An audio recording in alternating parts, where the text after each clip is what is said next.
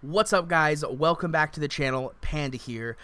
Like I said in the last video, if you watched it, I said I'm going to try and get all three Onslaught Dungeon 3, 4, and 5 this week. Well, here is number 4. Let's dive right in. Floor 4 is quite a bit more difficult than floor 3. However, if you watched my gearing progression guide, if you haven't done so already, I'll put a little card up in the top. Go check that out. It'll help you be prepared for Onslaught Dungeons 3, 4, and 5. So definitely go check that out. But if you were following that, watch the video starting now, and you'll be ready to go when this happens. So floor 4 is Militia, and in my progression guide I specifically mention that after you build your troll weapon for White Peaks, you should focus on a Militia weapon to 28 to 30. 30 is like the safe number. I was able to beat it at 28. If you get it to 30, it'll just make it easier for the next time you go in, which I think is definitely the right move to take. So here we go, guys. Floor 4, we are fighting against Captain Horatio, who is a heavy militia unit.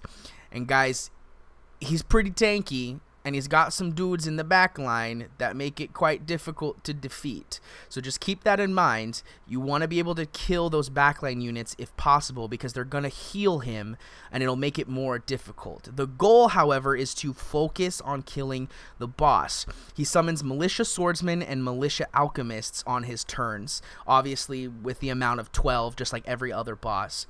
He's vulnerable to poison and resistant to burn. So the units that I bring are surprisingly different than most of what I've seen, but I think that's simply because this is what I was able to use. Now, personally, I bring Krusa and Anara. However, I'm going to give you some other options to bring because you may not have these units built. If you were following my information that I've been giving, you definitely have these units built, but there are other units that you can't use. For example, Burn is a great unit for this, for 2 reasons. One, he has poison on his basic. It also ignores armor, which is super helpful because he has armor, which will help you start slowly whittling down his HP sooner than later, right? Second is his Plague Harvest ability ignores armor and is strong versus poison, so he actually stacks on himself, which is phenomenal, and he's definitely a good unit to bring if you want to level him up. Now, mine's only level 18. He's not quite strong enough, in my opinion, to go in yet. I would say you need him anywhere between 21 and 25, so getting to that rank 2 is probably mandatory for him, but I obviously haven't tested it, seeing as how he's still rank 1.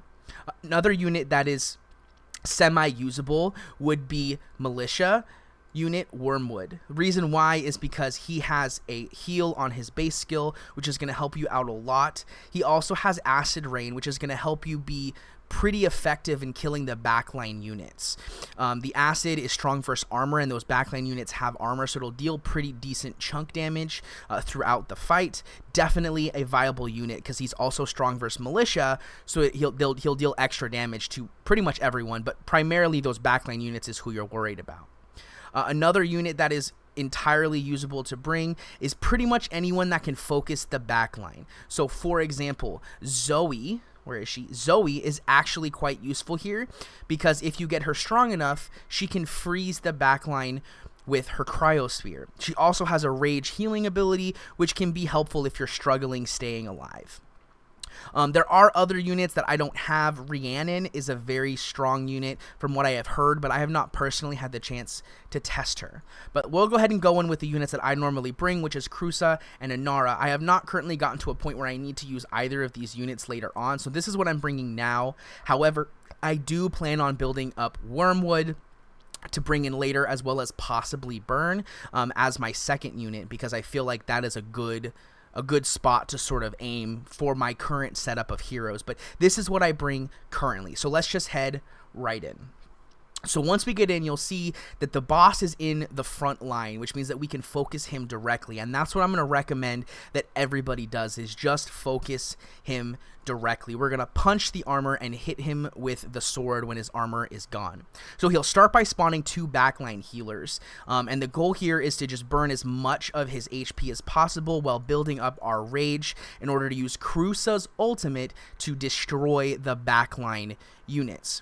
Now, unless you crit, you're not going to one-shot the backline units, but you should be able to finish off at least one of those backline units with Krusa's normal ability, which will make it much easier to deal damage in the backline, which I think is definitely the goal here. You want to kill them as fast as possible. So as you can see, we're 2 turns in, we have a rage ability, and we took out all of the armor. Now obviously, as you can see, he also is going to, we actually didn't use the heal, surprisingly. Normally the backline units use the heal, but he did not for some reason. Or did he? Yeah, they went already. That's weird. But what we're going to do here is we're going to use the rage ability here. Reason why is because it's strong versus armor, which is really, really helpful. It's going to do a lot of damage to the backline units. Boom, as you can see, almost killing both of them. Then we're going to use Krusa's stun ability to finish off the 1 backline unit. And that puts us in a pretty decent spot. Now, what I like to do here is I do like to heal and give myself the defense buff just so that I take a little bit less damage on this next turn. And then I finish off with a punch to bring all his armor down again. Now, the main reason here, like I said, is to kill those backline units. But as you can see, he's going to summon a new backline unit, and it's going to spawn on the right-hand side of your screen, meaning that the person who's still, low health is going to move to the left, which is perfect because then we can use Krusa's base ability to one-shot that last backline unit as well. Now, do keep in mind that Krusa is only going to hit the unit that is on the same side as him in the back. So if your Krusa is on your left-hand side, he's going to hit the left-hand side unit. It's very important. You cannot target with him. So in this case, because Krusa was on my left side, he is going to hit the left side units.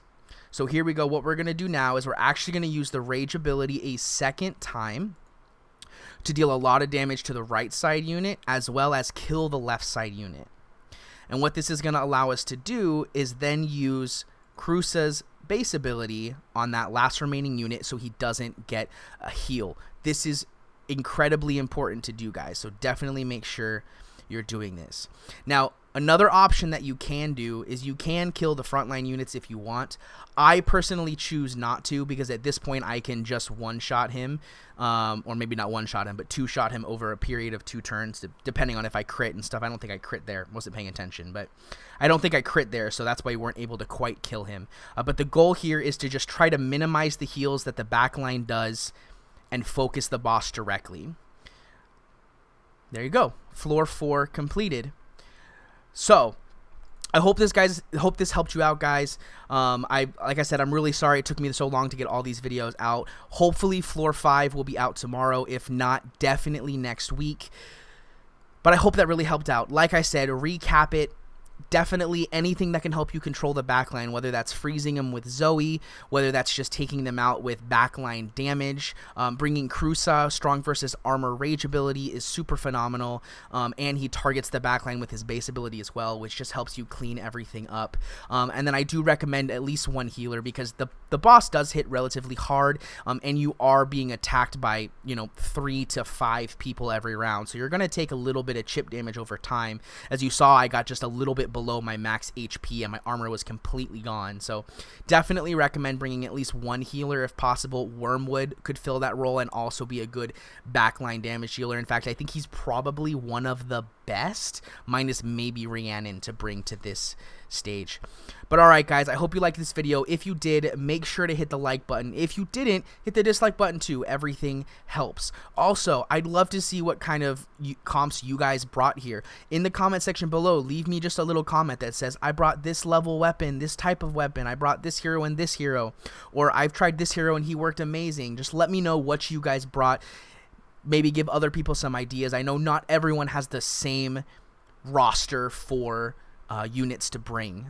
Alright, guys, that is it for me. If you liked this video and you want to see more content like this, please make sure to hit that subscribe button and hit the bell notification to the right. It helps me out a lot. Thank you guys so much for watching the video, and I'll see you in the next one. Peace.